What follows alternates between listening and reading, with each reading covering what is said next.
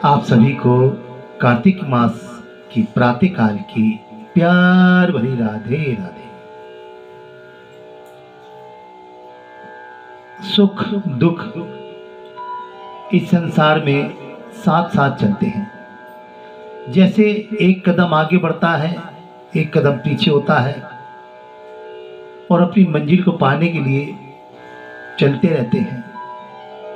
इसी प्रकार से सुख और दुख इस संसार में एक साथ, कभी दुख आगे होता है तो सुख पीछे रह जाता है, और सुख आगे होता है तो दुख दौड़ते दौड़ते भागता है और उसको पकड़ने का प्रयास करता है। और जो व्यक्ति सच्ची लगन सद्भावना से प्रभु सेवा में होता है, फिर चाहे दुख उसके पास कितने दिन रहे, उस दुख का प्रभाव नहीं पड़ता। लेकिन जीवन काल में मृत्यु अपनी छाप छोड़ देती है, ये सबसे बड़ा दुख होता है। मृत्यु अपनी छाप छोड़ देती है, जो सबसे बड़ा दुख, दुखों से भी परे दुख माना जाता है। जीवन मृत्यु ये सब संगी साथी बने हुए हैं, एक दूसरे के पूरक भी हैं, एक दूसरे के मित्र भी हैं और एक दूसरे के शत्रु भी हैं। इन्हीं के इर्द गिर्द मानव जीवन कह लो फंसा हुआ है, उलझा हुआ है, या इनके बीच में रह रहा है। आज जितने भी लोग इस संसार से गए हैं, तो उनके कर्मों की छाप, पहचान, अच्छे हैं बुरे हैं, वो सब यहीं पर है। और वो सबको याद रहेगी जो जो व्यक्ति उनके साथ समय बिताया है, साथ रहा है, खाया है, पिया है, और मित्र है, बंधु है, भाई है, या अन्य कोई रिश्ता है। इसको बोलते हैं समय, कर्म, जो मानव जीवन को प्रेरित भी करता है और कर्मों के हिसाब से उस प्रेरणा को आगे भी बढ़ाता है। और जो प्रेरणात्मक व्यक्ति होता है, वो अपनी प्रेरणाओं से ही कर्म को सही करता है, आविष्कार करता है। नए समय की, समय वही होता है कर्म के हिसाब से, नई सोच, नई पहचान, नए व्यवहार। कार्तिक हमें यही बताता है। सभी त्योहार आहिस्ता आहिस्ता आहिस्ता आए और जल्दी से चले गए। इंतजार था दीपावली आएगी, उत्साह मना रहे थे। आज 2 दिन रह गए, आज 1 दिन रह गए, और जब आई और चली भी गई पता भी नहीं चला। और आज पूछते हैं दीपावली कब थी? हाँ, 10-12 दिन पहले थी। ये समय इस गति से जा रहा है। कार्तिक मास की शुक्ल पक्ष चल रहा है। आज पंचमी है, दिन बुधवार है, और तिथियां जब बदलती हैं तो जीवन की कुछ परिकल्पनाएं बदल जाती हैं। जो हम सोच रहे होते वो नहीं होता, वो कल्पना कुछ और हो जाती है, विषय बदल जाता है। तो इसी प्रकार से हम बीच में थोड़ा सा विलंब कर गए थे कथाओं में, और आपको कुछ छोटे तरीके से पूरी कथाओं का सार बताने का प्रयास करेंगे। समय कम है, क्योंकि कुछ विडंबनाएं, कुछ विघ्नता जब आती है तो उस समय में कुछ पल के लिए, समय के लिए ठहरना पड़ता है। तो उसी ठहराव को दूर करेंगे अपनी कथाओं से। तो आइए एक बारी सभी प्रेम से बोलिए राधे राधे, राधे राधे। बोलो सद्गुरुदेव भगवान की जय, राधा रानी की जय, जुगल जोड़ी सरकार की जय। और साथ ही कहते हैं कि विघ्नों के हरता, विघ्नहर्ता, गणनायक, गणराज, गौरी पुत्र गणेश, बस नाम ही ले लीजिए, वो नाम में ही प्रसन्न है, क्योंकि उन सभी देवी देवताओं को वरदान है, निधिया है कि गणेश का नाम ही लेना सभी विघ्नों को दूर करना है। प्रथम तो गणेश है। स्वयं हम गुरु का जब नाम लेते हैं तो गुरु जी भी हमें पहले ये बताते हैं कि प्रथम गण का नाम लो, गणेश का नाम लो, तो उनके पीछे सभी शक्तियां आपका लाभ करेंगी। उन वेद भगवान और वेद माता को नमन करते हैं। माता शारदा जो हंस वाहिनी है, वीणा पुस्तकानी है, उनको नमन करते हैं। माँ जननी को नमन करते हैं, माँ अन्नपूर्णा को, माँ गौ माता को नमन करते हैं, इस धरती माता को नमन करते हैं और कहते हैं कि जन्म देने वाली से पालने वाली होती है। तो माँ अन्नपूर्णा हमें पाल रही है, तो उस मां अन्नपूर्णा को कोटि कोटि प्रणाम करते हैं और अपनी कथाओं के उस पड़ाव पर चलते हैं जहां शब्द रूपी भगवान के दर्शन होते हैं। और शब्द रूपी भगवान जैसे एक शब्द का आकार विकार बनता है, उसी प्रकार से हम भगवान के आकार विकार की सेवा अर्चना पूजन करते हैं।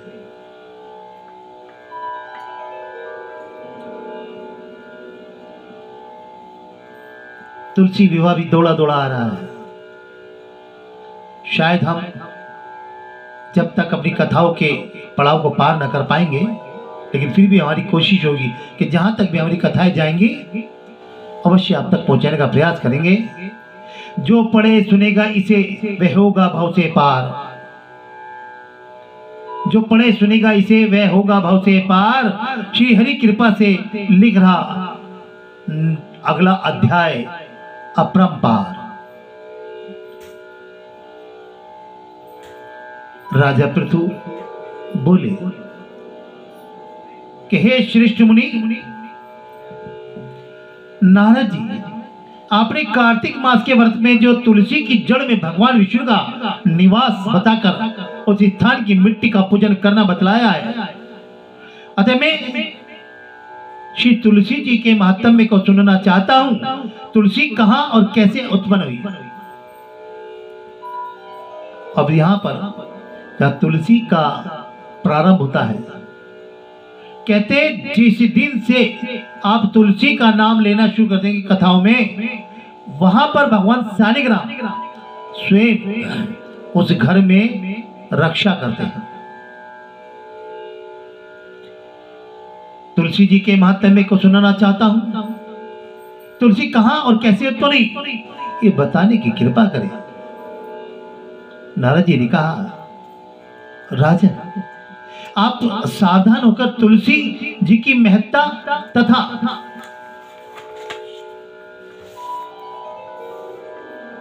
उनके जन्म का प्राचीन इतिहास सुनिए।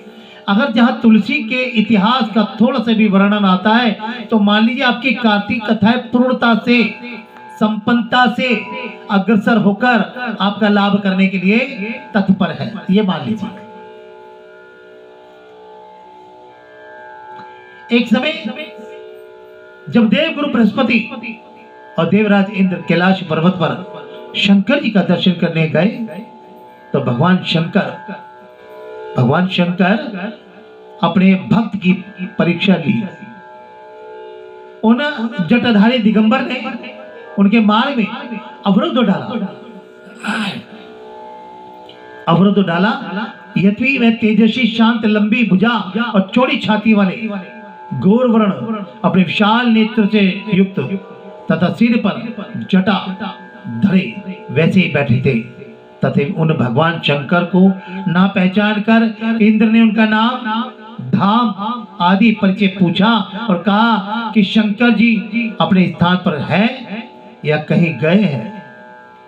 इंद्र तो वैसे ही अहंकार में रहा करते थे, ईर्ष्या में भी रहा करते कि कोई उनके इंद्रासन को ना ले ले, और उनके पास जो शक्तियां थी उनके बूते वो अपने आप को परम शक्तिशाली समझते थे, क्योंकि वो देवताओं के राजा की उपाधि पर थे। मैं पूछता हूं तो उत्तर क्यों नहीं देता? क्रोध में भूल गए। मैं अभी तुझे वज्र मारता हूं, इंद्र ने कहा। फिर देखता हूं तुझ दुर्मति की रक्षा कौन करता है। घोर अनर्थ हो गया। कभी भी अनजाने में किसी को कुछ नहीं कहना चाहिए, और ये तो क्या बैठे, इन्हें तो पता ही नहीं क्या होगा। कथाओं में पता चलेगा, क्योंकि हम भी आप ही की तरह अनजान हैं। और जब तक कथा सुनेंगे नहीं, बोलेंगे नहीं, तो पता नहीं चलेगा। तो बोलिए राधे राधे, राधे राधे। ऐसे क्रुद्ध हो इंद्र ने जो ही उस दिगंबर को मारने के लिए हाथ वज्र में लिया, त्यों ही भगवान शंकर ने वज्र सहित इंद्र का हाथ स्तंभित कर दिया। जिस अवस्था में थे वो उसी अवस्था में रुक गए, और विकराल नेत्र कर भगवान शंकर ने उसे देखा, क्यों ही ऐसा विदित हुआ मानो ये दिगंबर प्रज्वलित हो उठा है और तेज से जला देगा। भुजा स्तंभित होने से इंद्र के क्रोध और दुख का अंत ना रहा। परंतु जो ही बृहस्पति जी ने उस पुरुष को प्रज्वलित देखा, त्यों ही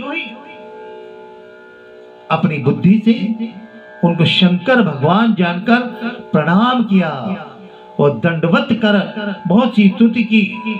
फिर इंद्र ने भी भगवान शंकर से कहा, हे दीनानाथ, हे महादेव, अपना क्रोध रोककर इंद्र के अपराध को क्षमा कीजिए। और बृहस्पति के वचन सुनकर महेश्वर गंभीर वाणी से बोले, मैं अपने नेत्रों से निकाले हुए क्रोध को कैसे रोकूं?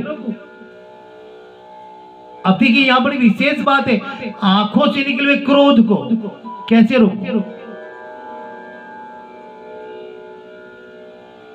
तब बृहस्पति ने कहा, भगवान, भक्तों पर दया करनी चाहिए। आप अपना भक्त वत्सल नाम सार्थक कीजिए। आप अपने इस तेज को कहीं और स्थापित कर दीजिए। इंद्र का उद्धार कीजिए।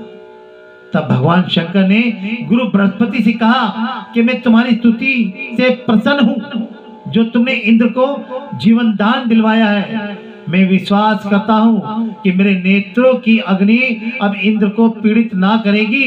बृहस्पति ने ऐसा कहकर भगवान शंकर ने अपने माथे से निकाले हुए अग्नि में तेज को अपने हाथ में ले क्षीर सागर में डाल दिया।